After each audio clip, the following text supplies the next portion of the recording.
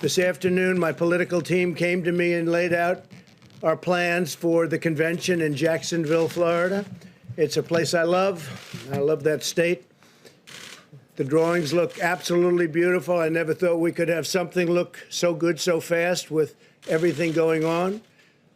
And everything was going well. A tremendous list of speakers, thousands of people wanting to be there, and I mean, in some cases, desperately be there. They wanted to attend, people making travel arrangements all over the country. They wanted to be there.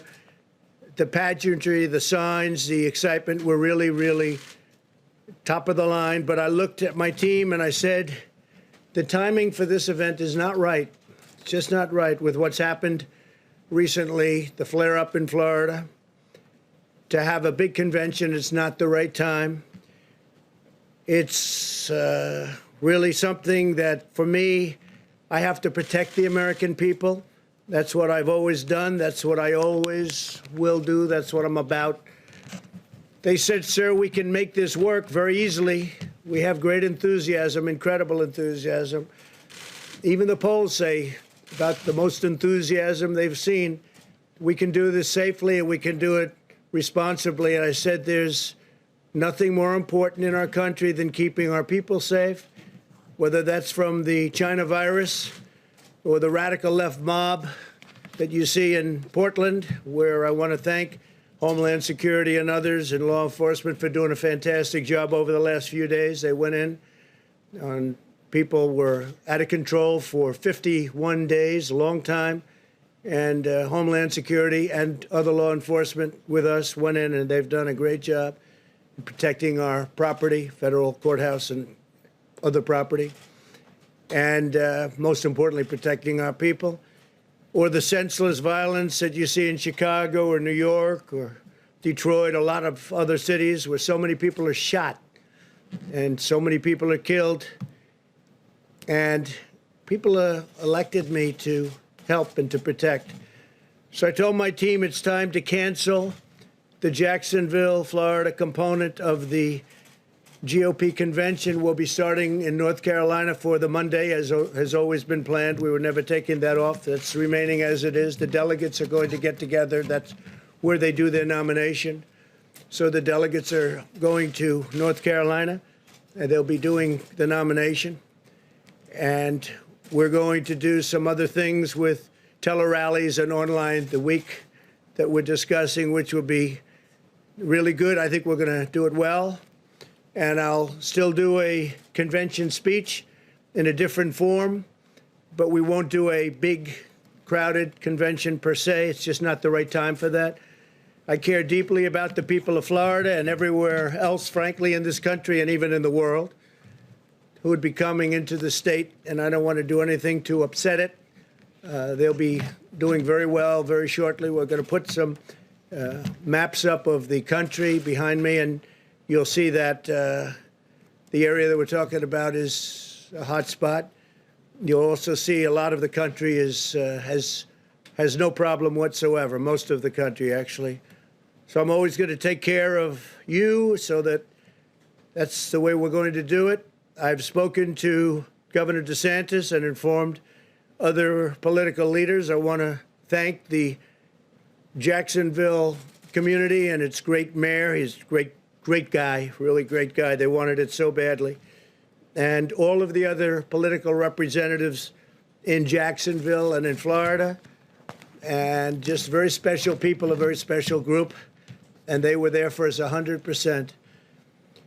Today, I want to provide an update on the actions we're taking to support the safe reopening of America's schools.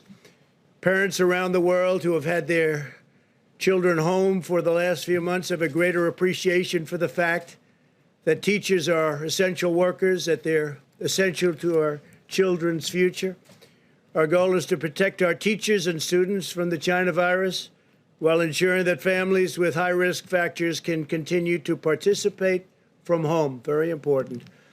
The American Academy of Pediatrics has released guidance recommending that schools reopen. It said, quote, lengthy time away from school and associated interruption of supportive services often results in a social isolation, making it difficult for schools to identify and address important learning deficits, as well as child and adolescent physical and sexual abuse, substance abuse, depression, and suicidal ideation. This in turn places children and adolescents at considerable risk of morbidity and, of some cases, mortality. Beyond the educational impact and social impact of school closures, there's been a substantial impact on food security and physical activity for children and for families. So that's very important. And there's a highway, it goes both ways. The National Education Association recently stated, despite the momentous efforts of educators during the pandemic, online learning has never been an effective replacement for in-person learning and support. Being at the school, being on the campus is very, very important. One study estimates that due to school closures last spring, the average student will begin this school year roughly 35% behind in reading compared to the typical year, and more than 50% behind in math. That's a big statement. According to McKinsey & Company, learning loss will probably be greatest among low-income Black and Hispanic students. They're the ones that are hit the hardest. We don't want that happening. 30 million American students rely on schools for free and reduced meals. Over 70% of the students who receive mental health services do so through their schools. According to HHS, 1 in 5 reports allegedly having to do with child abuse. They have neglect, and these are neglect and neglected cases are submitted by education personnel. So people in the education world on the premises will be the ones that report neglect and other problems when they see the children. They know if they've been neglected, they know if they've been hurt or harmed in any way, whether it's at home or someplace else, but they see this at school. You don't get to see that if you're not going to school. It's a big thing. Fortunately, the data shows that children are lower risk from the China virus very substantially. When children do contact the virus, they often have only very mild symptoms or none at all. And medical complications are exceedingly rare. Those that do face complications often have underlying medical conditions. 99% of all China virus hospitalizations are adults, and 99.96% of all fatalities are adults. That means that children are a tiny percentage, less than 1%, and even a small percentage of 1%. In a typical year, the flu results in more deaths of those under 18 in the United States than have been lost thus far to the coronavirus. Many different names, many, many different names. The life of every child is sacred and must be protected.